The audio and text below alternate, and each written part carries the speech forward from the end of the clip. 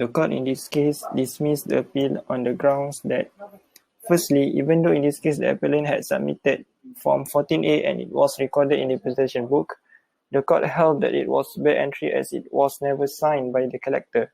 The court referred to Section 304, subsection 2, paragraph A, where it stated that the registrar shall register any instrument by making a memorial under his hand and seal.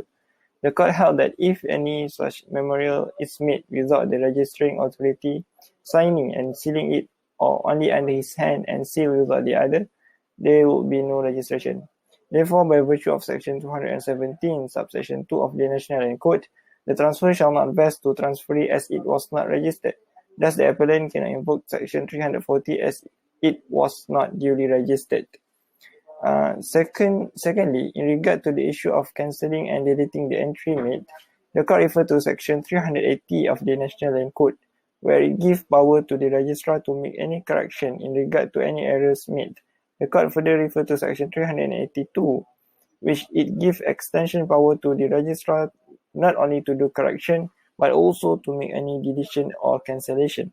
The court in this case held that Section 380, subsection 1, paragraph B, shall be interpreted as wide enough to include any mistake made in entry by the registrar.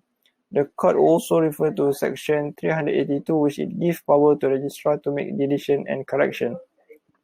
The court further stated that if the entry is a bad entry made by the clerk, unsigned and unsealed by the collector, as in this case, there is no reason why the collector cannot delete or cancel such entry in the register. Thus, the deletion and cancellation was properly made by the registrar. Thirdly, although technically the act of the collector in registering the instrument of transfer to the second, third, and fourth respondent would appear to be in breach of Section 300 of the National Land Code, because the cancellation was not made until 21st January 1980, but the subsequent registration was made on 4th January 1980.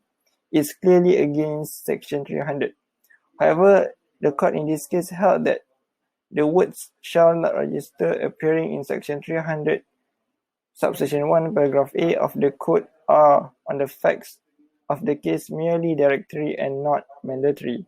Even though it technically breached Section 300, but since the court held that this section is directory and not mandatory, the apparent failure of the collector to comply with the section did not invalidate the registration.